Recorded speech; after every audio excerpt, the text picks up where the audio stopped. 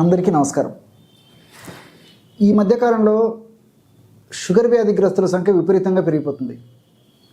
గ్రామాల్లో, పట్టణాల్లో, నగరాల్లో ఎక్కడ చూసినా షుగర్ వ్యాధిగ్రస్తుల సంఖ్య అసంఖ్యాకంగా పెరిగిపోవడం చాలా దురదృష్టకరమైన పరిణామం. అంతేకాకుండా ప్రపంచవ్యాప్తంగా భారతదేశంతో పాటు విపరీతంగా పెరిగిపోతుంది. భారతదేశము, చైనా దేశాలు లాంటి దేశాల్లో మరీ ఎక్కువగా ఈ యొక్క షుగర్ వ్యాధిగ్రస్తుల సంఖ్య పెరిగిపోతుంది.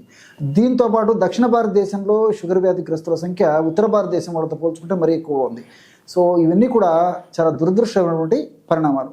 షుగర్ వ్యాధి వచ్చిన తర్వాత కొంతమందికి లక్షణాలు కనిపిస్తుంటాయి ప్రథమ దశలో, కొంతమందికి ఎలాంటి లక్షణాలు కూడా కనిపించవు. క్రమక్రమంగా లక్షణాలు మొదలయ్యేటువంటి పరిస్థితి ఏర్పడుతుంటుంది అనమాట. కాబట్టి ఈ యొక్క షుగర్ వ్యాధిని మనం నిర్లక్ష్యం చేయడం వల్ల, దాన్ని మనం పట్టించుకోకపోవడం వల్ల మరి దాని యొక్క పరిణామాలు చాలా తీవ్రంగా ఉండేటువంటి పరిస్థితి ఏర్పడుతుంది అనమాట.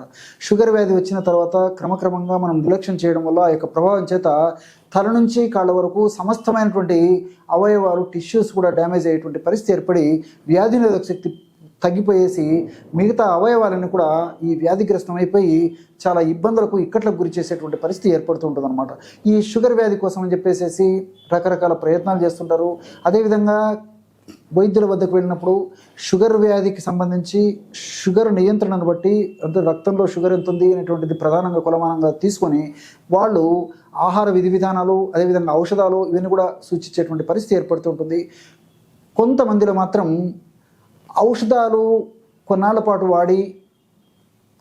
వాడినప్పటికీ క్రమక్రమంగా షుగర్ వ్యాధి తగ్గకుండా పెరిగేటువంటి పరిస్థితి ఏర్పడుతుంటే, మరికొంతమందిలో అదే ఔషధము అదే డోసులో సమర్థవంతమైన ఫలితాలు పొందలేకపోవడం చేత మరి వైద్యులు షుగర్ పెరిగినప్పుడు ఆ ఔషధాన్ని డోసు పెంచడం కానీ, లేకపోతే మరి మరొక ఔషధాన్ని తోడు చేయడం కానీ, అదనంగా ఆ యొక్క ఔషధానికి అదనంగా మరొక ఔషధాన్ని ఇవ్వడం కానీ జరుగుతూ ఉంటుందన్నమాట.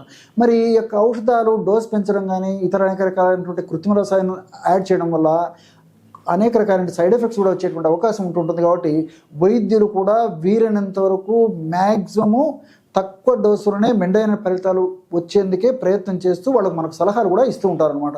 కానీ మనకు తెలిసి తెలియక, అవగాహన లోపంతో వాళ్ళు చెప్పినది సరిగ్గా పాటించలేకపోవడం చేత, ఆరోగ్య స్పృహ లేకపోవడం చేత మరి ఈ యొక్క సమస్యను మరింత జటిలం చేసుకునేటువంటి పరిస్థితి ఏర్పడుతూ ఉంటుంది. ఈ షుగర్ వ్యాధికి సమర్థవంతమైనటువంటి ఔషధాల గురించి ఆలోచన చేసినట్లయితే అనేక రకాలైనటువంటి ఔషధాలు ప్రకృతిలో మనకు దర్శనమిస్తూ ఉంటాయన్నమాట. వాటిలో ఒక ప్రధానమైనటువంటి ఔషధము, చక్కటి ఫలితాలను ఇచ్చేటువంటి ఔషధము, ఎంతోమంది వాడి చక్కటి ఫీడ్బ్యాక్ తీసుకున్న తర్వాతనే ఆ యొక్క ఫీడ్బ్యాక్ని మీకందరికీ ఉపయోగపడుతున్నటువంటి సదుద్దేశంతో మీకందరికీ కూడా ఆ యొక్క ఔషధ తయారీని, వాడే విధానాన్ని తెలియజేయడం జరుగుతుందన్నమాట. ఔషధం ఎలా తయారు చేసుకోవాలంటే, ఈశ్వరి వేరు పొడి ఒక 20 గ్రాములు తీసుకోండి. చాలామందికి ఈ యొక్క పేరు తెలియకపోవచ్చు, కొంతమందికి తెలిసే ఉంటుంది. ఈశ్వరి అనేది ఒక అడవి ప్రాంతంలో దొరికేటువంటి ఒక మొక్క. తెల్ల ఈశ్వరి, నల్ల ఈశ్వరి అని చెప్పేసి 2 రకాలుగా దొరుకుతుంటుంది అనమాట. అరిస్టలోకియా ఇండికా అని చెప్పేసి దీనికి బొటానికల్ నేమ్. ఈశ్వరి వేరు మనకు సంవత్సరం అంతా ఆయుర్వేద ఔషధ విక్రయశాలలో కానీ, లేకపోతే ముఖ్యంగా పచారీ కొట్టలో దొరుకుతూ ఉంటుంది అనమాట. కాబట్టి మనసు ఉంటే మార్గం ఉంది. కాబట్టి తప్పనిసరిగా ఇది అన్ని ప్రాంతాల్లో దొరికేటువంటి పరిస్థితి ఉంటుంటుంది. కాబట్టి మరి ఆ యొక్క ఈశ్వరి వేరుని మీరు సంపాదించుకోవాలి.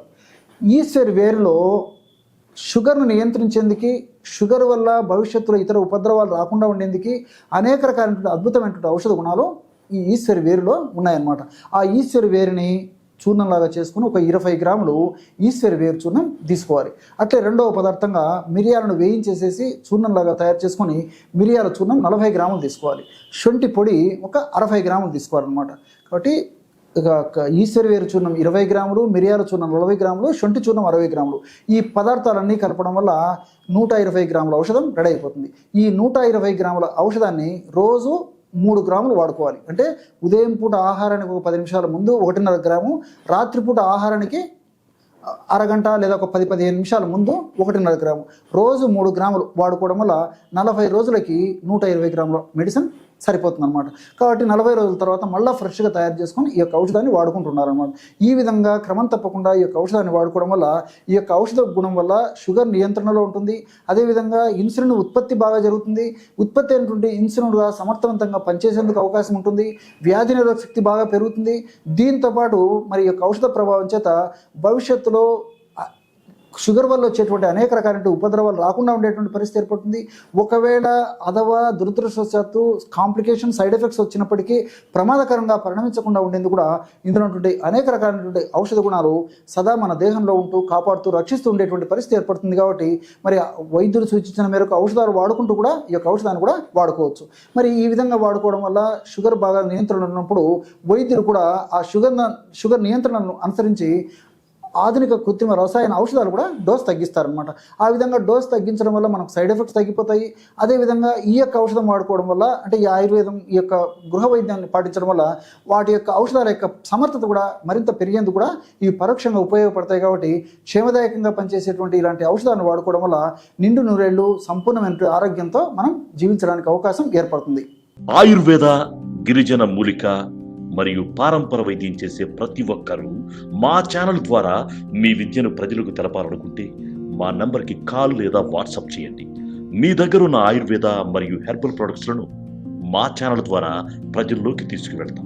వీడియో కనుక మీకు నచ్చినట్లయితే లైక్ చేయండి, షేర్ చేయండి. మరిన్ని వీడియోస్ కోసం మా ఛానల్ని సబ్స్క్రైబ్ చేయండి. మీ అభిప్రాయాలు మాకు కామెంట్స్ రూపంలో చెప్పండి. మరిన్ని వీడియోస్ కోసం మా ఛానల్ని సబ్స్క్రైబ్ చేయండి.